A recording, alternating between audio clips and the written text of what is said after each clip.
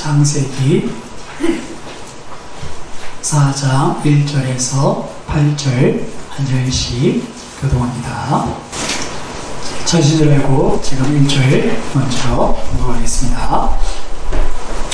아담이 그 아내 하와 동침하매 하와가 임신하여 가인을 낳고 이르되 내가 여호와로 말미암아 등남하였다 하니라. 그가 또 가인의 아버지를 낳았으되 아벨은 안쓰는 자였고 가인은 목사하는 자였더라. 세월이 지난 후에 가인은 땅의 소산으로 제물을 삼아 여호와께 드렸고 아벨은 자기 고향 이삭과 그 이름으로 드렸더니 여호와께서 아벨과 그의 제물을 받으셨으나 가인과 그의 제물은 받지 아니하신지라. 가인이 몹시 분하여 안색이 변하니 여호와께서 가인에게 이르시되 내가 먹는 나무는 어찌 되느냐 안식이 변하면 어찌 되느냐.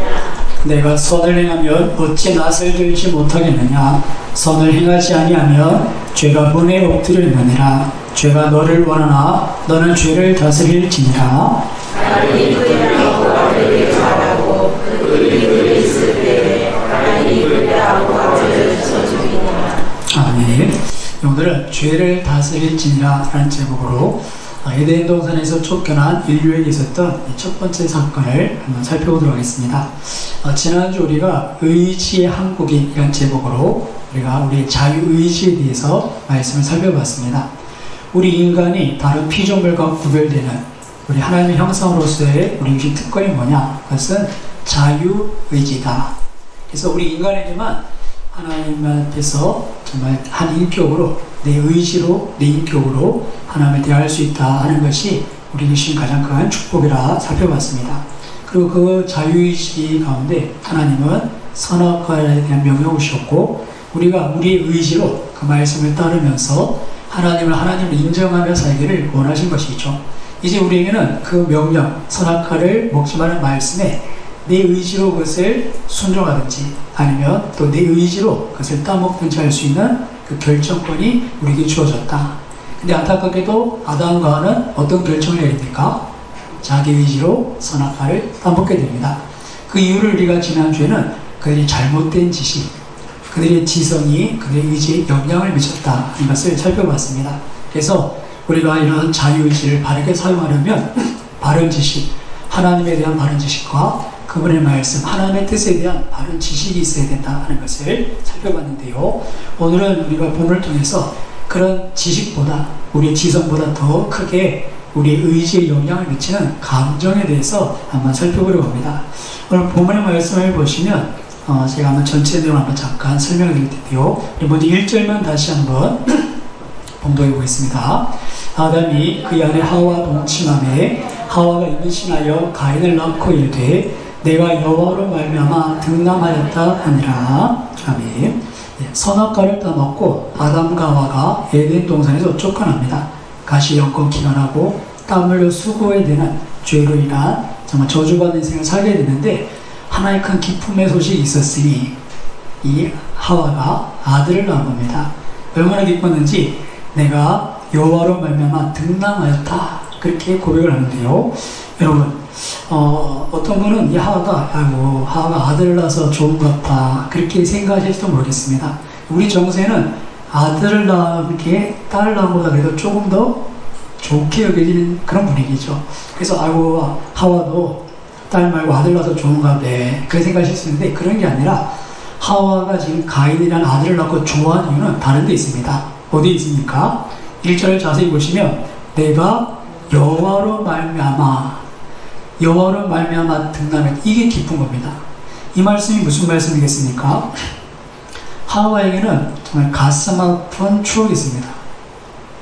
뱀의 유혹을 받아서 선악과를 따먹고는 그 죄로 말미암아서 에덴 동산에서 쫓겨나고 해산의 고통을 당하는 그런 수고로운 인생을 살게 된 것이죠. 그런데 하나님께서 그런 하와에게 소망의 말씀을 주셨는데 그게 뭐냐면 아들을 주실 텐데 그 아들 여자의 후손을 통해서 뱀의 머리를 짓밟을 그런 약속을 주셨다는 것이죠. 창세기 3장 15절에 보시면 이런 약속을 주시는데요. 이 여자에게 정말 그 그 선악과를 따먹은 고통에 대해서 말씀하시면서도 한 가지 약속을 주시는데 3장 15절을 한번 옆에 있으니 한번 같이 봉독해 보겠습니다. 내가 너로 여자와 원수가 되게 하고 내 후손도 여자의 후손과 원수가 되게 하리니 여자의 후손은 내 머리를 상하게 할 것이요 너는 그의 발꿈치를 상하게 할 것이니라 하시고 아멘. 아마 하와가 이 말씀을 생각하고 이제 내가 여호와로 말미암아 등남했으니 하나님 말씀하신 대로 내게 이 아들을 주셨으니 어쩌면 우리가 다시 에덴으로 돌아갈 수 있을까?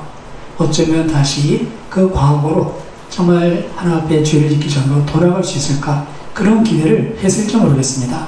물론 그런 기대가 이루어지지 않았지만 적어도 가인을 낳았을 때는 그런 기대가 있었습니다. 내가 여호와로 말미암아 등남했다. 전 이 아들 때문에 하나님 주셨던 약속들이 뭔가 이렇게 이루어질 것이다. 그런 기대를 가졌던 것이죠. 그때는 크게 즐거워합니다. 그리고는 가인을 키우면서 그렇게 한 번쯤 얘기하지 않았을까요? 장차 얘가 커서 뭐가 되고 얘가 가는 에덴으로 돌아갈 길을 발견하다. 그렇게 기대가 있을 겁니다. 가인도 그런 기대를 받으며 자랐었겠죠. 자, 그런데 그런 기대는 이렇게 시간이 지나면서 실현되지 않습니다. 그렇게 가인이 자라고 또 아벨도 낳고 그리고 이제 성경에 기록되지 않았지만 다른 동생들도 이렇게 태어나게 됩니다. 자, 그런 가운데 어느 날 이 가인과 아벨 두 아들 사이에 큰 문제가 하나 생기는데 그게 무슨 문제냐면 하나님 앞에 제사를 드리는 예배를 드리는 가운데서 문제가 생깁니다. 그 문제가 뭐냐? 오늘 본문에 보시면 세월이 지난 후에 3절에 이렇게 말씀하시는데요. 가인은 농사를 지어서 이제 1년쯤 지나서 이제 그 농산물을 수확할 때가 된 겁니다. 그리고 아벨도 어떻습니까? 양을 치면서 새끼를 낳고 이렇게 목양하면서 목축을 하면서 이렇게 제사 질 때가 되니까 양을 잡은 것이죠. 근데 그 제사의 결과에 대해서 뭐라고 말씀하시냐면 하나님께서 4절에 보시면 아벨과 그의 제물을 받으셨지만 가인과 그의 제물은 받지 않으셨다. 그렇게 말씀합니다. 그러니까 어떻게 그것을 알 수 있느냐? 그것은 정확히 알 수는 없습니다. 많은 학자들의 추측은 구약에 보시면 하나님께서 기뻐 받으시는 제사의 그 모습을 보면 불이 와서 그 제물을 이렇게 살라버립니다. 불로서 이렇게 그 드려진 제물을 이렇게 다 태우는 장면을 볼 수 있는데요. 우리가 잘 아는 엘리야 갈멜산에서 정말 바알과 아세라의 선지자들과 싸울 때 불이 임해서 그렇게 하나님께서 그 예배를 받으신 것을 보여주시죠. 그리고 다윗이 그의 그 왕위의 마지막 때 마음이 교만해져서 하나님 의지해야 되는데 우리 군사가 얼마인지 한번 우리 군사력이 얼마나 되는지 전쟁에 나갈 수 있는 병사의 수를 한번 세월을 말하면서 인구조사를 합니다. 이것이 하나님 앞에 이렇게 마음에 드는 게 아니었는데요. 이 요압 장군이 하나님께서 이기게 하신데 왜 이런 조사를 합니까? 말려도 그냥 억지로 해서 이렇게 인구 조사를 하게 됩니다. 그로 인해서 하나님께서 그 땅에 재앙을 내리시는데 질병이 돕니다. 그래서 부인할게 이제 다윗이 하나님께 회개하면서 오르난의 타작마당에서 번제와 화목 제사를 드리는데 그때도 보면 하늘에서 불이 임해서 그 제물을 다 태워버립니다. 이게 무슨 말입니까? 내가 네 제사를 받았다. 네가 회개하고 다짐하는 마음을 받았다. 내가 네 기도를 응답하겠다. 그런 의미시죠. 그리고 기도원을 부르실 때도 큰 용사여 하면서 기도원에게 너를 통해서 하나님께서 이 미디안을 쳐서 이스라엘을 구원할 것이다. 그랬더니 기도원이 너무 어이가 없어가지고 잠깐만 계셔보십시오. 그리고 집에 가서 이렇게 제사 드릴 만한 제물들을 가져와서 반석에 올려놓고 제사 드리는데 이때는 하늘에서 불이 오는 게 아니라 바위에서 불이 올라와서 제물을 태웁니다. 그래서 하나님께서 이것을 받았다, 그 마음을 받았다 할 때 그 제물을 이렇게 불로 태웠던 그런 기록들이 있기 때문에 아마도 그런 눈에 보이는, 그래서 가인이 딱 보고 하나님이 아벨의 제사를 받으시는데 내 거 이거 안 받으시네? 라고 이렇게 판단할 수 있는 그런 상황이었다 볼 수 있습니다. 자, 그런데 이렇게 제사 가운데 동생 제사를 받으시고 내 제사를 받지 않으니까 가인의 마음이 어떻겠습니까? 여러분 기분 어떠시겠어요? 막 기도드리는데 내 기도는 향이 올라가다가 갑자기 픽 사라지고 옆에서는 향이 쫙 올라가면 기분이 어떨까요? 그렇죠. 주님 감사합니다. 제 이상기도 잘 들어주시네. 이러면 좋겠는데 괜히 기분이 나쁘죠. 그런 건데 이게 단순히 기분 나쁜 게 아니라 오늘 본문을 보니까 가인이 정말 기분이 나빴었던 것 같아요. 그래서 5절 이렇게 기록하고 있습니다. 5절 같이 봉독해 보겠습니다. 가인과 그의 제물은 받지 아니하신지라 가인이 몹시 분하여 안색이 변하니, 이 안색이 변하다는 그 원문을 보면 얼굴이 이렇게 얼굴이 강타당했다. 그래서 얼굴이 탁탁이 굳어진 어떤 그런 굳은 표정, 또 얼굴이 떨어졌다. 이렇게 낙심한 표정, 뭐 그렇게 해석이 되는데요. 어쨌든 몹시 분한 기색이 역력하게 얼굴에 드러난 겁니다. 여러분, 지금 이 제사를 드리고 동생만 받고 내 건 안 받았는데 이게 그냥 단순히 그냥 좀 그런데 이게 아니라 얼굴이 확 바뀔 정도로 몹시 기분이 상했는데 이 속에서 분노가 치는 겁니다. 근데 여러분, 이 분노가 누굴 향한 분노겠습니까? 하나님 왜 내 건 안 받아주시고, 하나님 향한 분노, 원망 있을 수 있겠죠. 아니 하나님 누구 제사는 받으시고 누구 제사는 안 받으시고, 아니 이건 너무 불공평하기도 하고, 아니 아벨은 지가 양을 치니까 양 드렸고 나는 농사를 지어서 이렇게 곡식을 바쳤는데, 아니 이걸 이렇게 하면 이렇게 차별하시면 어떡합니까? 뭐 그런 원망도 있을 수 있습니다. 뭐 그런 원망뿐 아니라 동생에 대한 시기심과 질투심도 있겠죠. 그 다음에 중요한 건 뭡니까? 자존심이 상하는 겁니다. 내가 그래도 이제 자무성인데 우리 어머니 날 낳으실 때 여호와로 말미암아 등남하였다. 그래 맨날 날 보시면 머리를 쓰다면서 장차 이놈이 뭐가 되고 이러셨던데, 하나님 내게 이렇게 내 기도를 들어주셔야 되고 내 제사를 받으셔야 되는데, 아니 아벨 저작권 받으시면서 내 건 안 받아주시고, 마음이 상한 겁니다. 자, 그리고는 그 마음이 상했는데, 여러분 이 마음이 상한 것, 이것이 아까도 말씀드렸지만 우리의 의지에 굉장히 큰 영향을 미칩니다. 우리가 어떤 것을 아는 것, 지식보다도 이 감정이 우리 행동에 큰 영향을 미치는 것이죠. 뭐 여러분도 잘 알 겁니다. 가끔씩 우리가 뭐 이렇게 감정이 폭발되면 이성의 끈을 놓아버립니다. 우리가 뭐 다 알지만 뭐 어떻습니까? 알아도 이게 통제가 안 되는 거예요. 감정이 폭발치면. 지금 딱 상황이 그런 겁니다. 가인이 감정이 이렇게 폭발쳐가지고 몹시 분을 내니까 이제는 뭐가 그런 것이고 바른 것이 판단이 안 되는 겁니다. 그래서 하나님께서 이런 가인의 상태를 하시고 하나님께서 이 가인에게 이렇게 말씀해 주시죠. 6절과 7절 같이 봉독해 보겠습니다. 여호와께서 가인에게 이르시되 내가 분하려면 어찌 되겠며 안색이 변하면 어찌 되겠냐.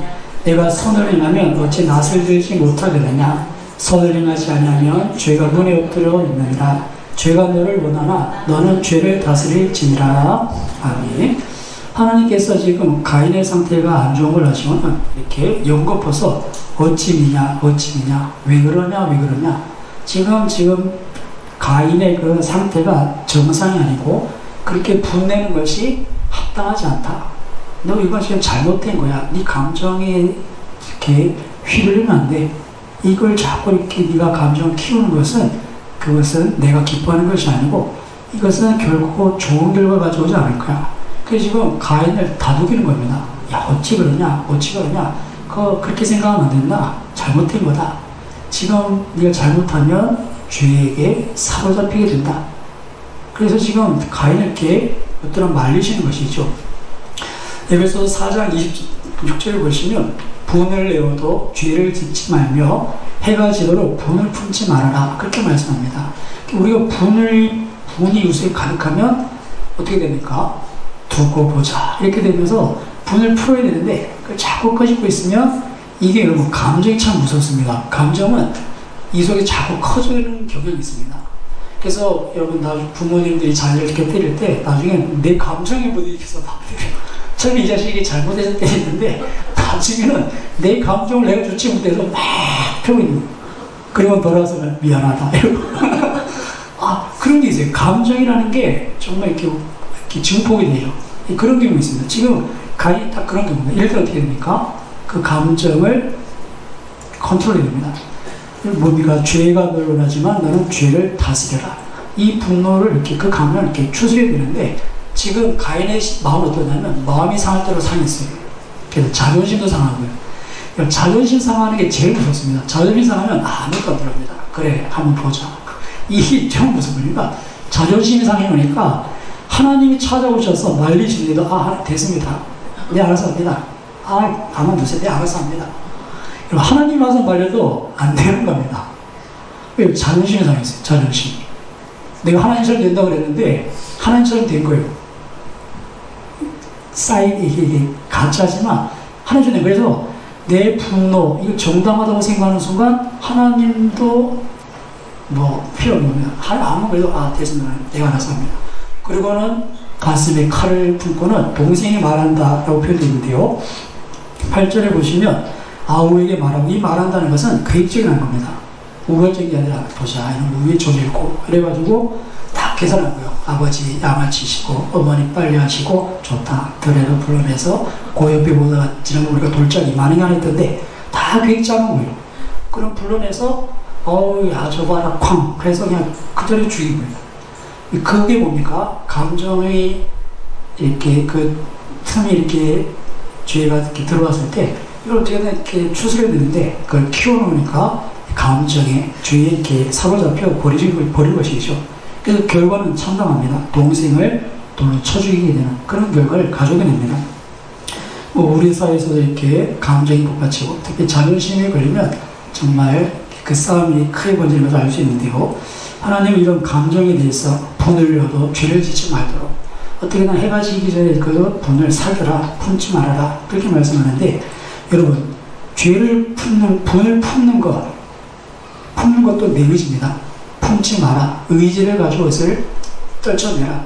우리 의지가 편한데 아까도 말씀드렸지만 우리 의지가 감정에 의해서 굉장히 큰 영향을 받습니다. 그게 이제 휩쓸려 가는 것이죠. 여러분, 우리에게 있어서 이런 감정 상황들, 그것 때문에 우리가 우리 일상 속에서 정말 바른 판단과 우리가 바른 의지로 바르게 신앙생활하지 못하는 경우가 얼마나 많은지 모릅니다. 가정에서도 그렇죠. 부부간에도 정말 감정이 이렇게 한번 탁 건드려지면 정말 남남인 것 같아요. 부부인데도 남남인 것 같아요. 그리고 가정에서 자녀들과 부모의 관계도 그렇고 학교에서도 그렇습니다. 친구들 관계도 그렇고 또 직장에서도 우리가 이렇게 정말 분이 일어날 일이 얼마나 많은지 모릅니다. 그리고 교회에서도 화가 나고 마음 상할 때 있지 않습니까? 이런 이 감정이라는 것에 우리가 항상 이렇게 노출되어 있는데, 여러분 심지어는 내 자신에게도 화가 날 때가 있습니다. 자, 눈을 감아보시고 나는 내 자신한테 화를 내본 적이 있다. 한번 오른손. 나는 내 자신한테는 이렇게 너그럽고 화를 내본 적이 없다 하시는 분은 왼손. 나는 내 자신과 전혀 관계없이 산다는 가만히 계시면 됩니다. 자, 하나, 둘, 셋. 손을 내려주십시오. 그렇죠. 살다 보면 내 자신도 화가 나요. 내가 왜 바보같이 됐는지, 내가 왜 이런 선택했는지, 그때 그 남자를 만나는 게 아닌데, 그때 결혼식장에서 도망쳐 나와서 되는데, 거기서부터 해서 정말 내 자신이 미울 때가 있습니다. 그것뿐이겠습니까? 정말 우리 자신이 한계가 있잖아요. 신앙생활 하면서도 정말 내 자신이 얼마나 이렇게 비참해 보일 때가 있는지 몰라요. 다람쥐 쳇바퀴 돌듯이 정말 그렇게 우리 스스로 이렇게 위축시키고 정말 이렇게 주저앉게 만드는 그런 일들이 있습니다. 게다가 또 이렇게 정의로운 분노, 의분도 있지 않습니까? 사회적으로나 직장에서는 이렇게 이 분이 못 참는 거예요. 정의를 위해서라면 내가 정의가 그렇다면 그런 이렇게 의분을 내기도 합니다. 근데 중요한 것은 이런 분이 일어날 때 정신줄을 놓으면 안 된다는 겁니다. 우리 옆에 분이 가면 인사해 보겠습니다. 정신줄을 놓지 맙시다. 정신줄을 놓으면 안 돼요. 애를 때릴 때도 어떻게 해요? 왜 때리고 있는지 자꾸 생각하셔야 돼요. 내 감정에 막 실어뜨리면 안 되고, 정의를 위해서 막 일어나도 정의를 위해서 부정하거나 정의를 외치면서 그 불의한 것을 위해서 불법으로 이런 건 안 되는 거죠. 정의를 외친다면 우리가 정의 안에서 이렇게 머물러서 이렇게 돼야 됩니다. 그렇게 여러 가지 그런 감정들, 정신줄놓으면 안 되는데, 여러분 정말 그것이 쉽지 않다는 것은 우리가 기억해야 합니다. 하나님께서 분내지 말아라. 어째서 그러냐 어째서 그러냐 이렇게 타이르시는가. 그럴 때 여러분 그때가 기회인 거죠. 막 감정이 휩싸려갈 때 성령께서 우리에게 말씀으로 브레이크를 딱 걸어주십니다. 아멘. 자, 이게 복인 줄 믿습니다. 말씀을 브레이크를 딱 거는 거예요. 성령의 감동이 딱 브레이크를 걸 때가 복인데, 브레이크 없이 막 나가는 폭주열차가 되면 내 인생도 망치고 그리고 다른 사람도 화를 입게 됩니다. 이 감정이라는 게 불 같아요, 여러분. 불이 좋은 겁니까? 나쁜 겁니까? 불은 잘 쓰면 좋은 거예요, 여러분. 불이 있어야 되죠. 불이 없으면 요즘 기도 제목이 불을 달라는 거거든요. 마음이 예전 같지 않아요. 불 같은 마음이 있어야 되는데, 정말 청년 때 자다가도 께서 하나님의 나라 이런 내용도 모르면서 하나님의 나라 이러고 그러는 거 그죠? 정말 누구는 자다가도 깨면 예수님 아이고 이렇게 잠을 설친다고 하더라고요. 그럼 또 불 같은 마음이 있어야 되는데, 그게 없어서 이렇게 기도지 불이 오면, 불은 좋은 거예요. 그렇게 오면. 근데 나쁘게 쓰면 어떻습니까? 홀라당 다 태워버립니다. 다 태워버립니다. 그래서 잘 관리해야 되는데, 거기에 필요한 게 뭐냐면 우리 자유의식, 우리가 의지를 가지고 죄를 다스려야 됩니다. 감정을 잘 추스려야 돼요. 그러기 위해서 뭡니까? 성령께서 우리의 나를 도우시고 성령의 감동을 통해서 이렇게 브레이크가 탁 걸려줘야 됩니다. 브레이크가 탁 걸려줘야 돼요. 오늘 가인은 그 브레이크를 잃어버렸고 그 브레이크가 고장나버린 거예요. 그러니까 하나님이 옆에 오셔서 야, 왜 그러냐, 어째서 그러냐. 그래도 이게 안 걸리는 거예요. 그리고 우리가 잘 아는 것처럼 이런 정말 참담한 결과를 가져온 것을 볼 수 있습니다. 사랑하는 여러분, 우리에게 있어서 이런 삶에도 그렇고 신앙생활에도 그렇고 감정에 대해서 우리가 너무 감정에 솔직한 경향이 있어요. 우리의 찾아오는 많은 감정들이 있습니다. 아까도 살펴봤듯이 다른 사람에 대해서 섭섭함도 있고 시기심에 질 수도 있을 수 있고, 때로는 그 사람이 가졌던 권세에 의해서 내가 복종하는, 억지로 따라야 되고 불합리에 느껴지고 정의감이 불편할 수도 있고 많은 감정들이 속에 있는데, 이 감정이 어떻습니까? 우리의 관계나 우리의 삶에 이렇게 풀어서 되는 방향으로 잘 추스려야 되는데, 그렇지 않고 그냥 감정을 놓아놓는 거예요. 감정을 잘 추스려야 되는데 그 속에서 막 자라도록 그런 경향이 있습니다. 심지어는 우리 자신에 대한 그런 영민, 이 영민도 자꾸 이게 늘어나요. 그러면 모든 것이 다 이렇게 합리화됩니다. 내가 내 감정에 충실해지면 어쩔 수 없었어. 나는 그럴 수밖에 없었어. 상황이 이렇게 이게 다 합리화돼 버리거든요. 그래서 이 감정에 너무 그러니까 매몰되면 안 되는데, 그러기 위해서는 정말 우리의 오늘 말씀처럼 죄를 다스릴 만한 강한 의지가 있어야 되는데, 이것은 아까도 말씀드렸지만 지식과 감정에 의해서 의지는 이렇게 영향을 많이 받습니다. 그러니까 여기에서는 답이 없다는 거죠. 그렇다면 아까도 말씀드린 것처럼 하나님께서 우리에게 의지를 주셔야 되고 그런 브레이크를 주셔야 되는데, 우리가 그것을 위해서 어떻습니까? 이런 문제를 가졌을 때 이 문제를 그냥 이 속에서 풀어놓고 막 그냥 마음대로 하고 내버려둬서는 안 되고, 어쨌든 그것을 가지고 하나님 앞에 나가고, 어쨌든 그 감정들, 그 문제를 가지고 십자가 앞에 가서 내려놓는 것이 필요한 것이죠. 여러분 보십시오. 주님만큼 마음 상한 일이 있었던 사람이 있었겠습니까? 저는 보니까, 저도 설교를 준비하다 보니까 제가 억울한 건 잘 못 참더라고요. 억울한 거. 난 안 그랬는데 막 이렇게 억울한 거. 제가 보니까 내가 억울한 걸 잘 못 참는구나. 그래서 제가 보니까 시비를 갈 때 좀 과하게 막 가리는 경향이 있어요. 그래서 자동차 타고 운전하고 가면 막 말이 많아진대요. 집사람도 그렇게 해도. 왜냐면 누가 여기다 주차를 해놓냐고, 이 커브 이렇게 다른 사람 생각 안 하고 그게 막 어떻게 보면 제 위로 붙는 거예요. 다른 사람 생각해 줘야 되지, 여기다 주차해놓냐고 하고. 이게 제가 약한 부분이 있더라고요. 감정적인 부분이 많이. 그리고 이제 그 생각과 다른 부분이 있을 때 이렇게 표정에서 이렇게 드러나는 것도 있고 그런 게 있는데, 근데 중요한 건 뭡니까? 이런 감정들에서 우리가 좀 하나님 앞에 가서 이렇게 내려놓고 하나님 앞에서 이렇게 좀 걸러내는 작업들이 필요한데, 많은 경우 이 감정에 대해서 아까도 말씀드린 것처럼 너무 솔직하고 이 감정에 대해서는 크게 이렇게 문제지 안 합니다. 감정을 키워가고 그걸 자꾸 이렇게 갖고 있는 거. 사실 마음의 쓴뿌리, 상처 있게 살펴보면 감정적인 부분이거든요. 근데 그것을 해가 저물기 전에 어떻게 해라?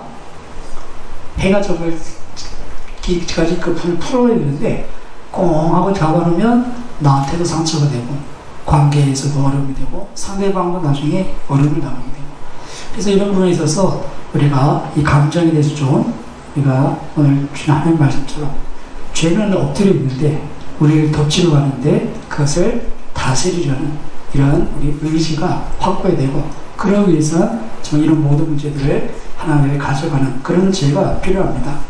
오늘 하나님께서 우리에게 주신 말씀 중에 우리 기억할 말씀이 내가 선을 행하면 어찌 낯을 들지 못하고 선을 행하지 않으면 죄가 문에 엎드려 있느니라. 죄가 너를 원하나 너는 죄를 다스려라. 죄는 우리를 원합니다. 발밑에 한번 보십시오. 발밑에 보시면 시커먼 게 하나 있을 거예요. 여러분 발 앞에 지금 딱 이러고 있습니다. 딱 이러고 있다가 여러분 틈만 보면 탁 튀어나와서 우리를 확 덮쳐버립니다.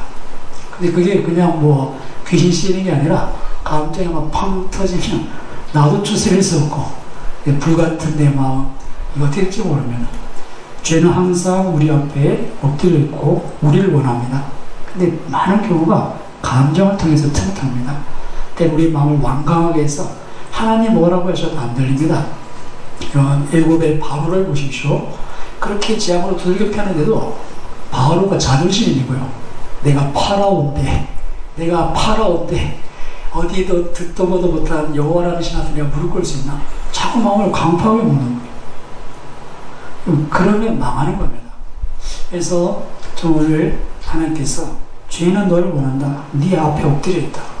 우리 이것을 분별하고 주의하고, 특히 감정에 대해서 우리가 너무 솔직한 경향이 있는데 이것이 정말 나를 세우고 하나님을 향한 열정과 성령의 감동이 아니면 이것이 마귀가 틈탈 수 있는 기회고, 이것 때문에 나를 망치고 관계를 망치고 많은 사람을 망칠 수 있다는 것을 기억하셔서 오늘 저 다시 한번 우리의 삶에 있는 이런 감정들에 대해서 우리가 지혜를 얻되, 내 감정에 솔직한 것이 솔직한 게 아니구나.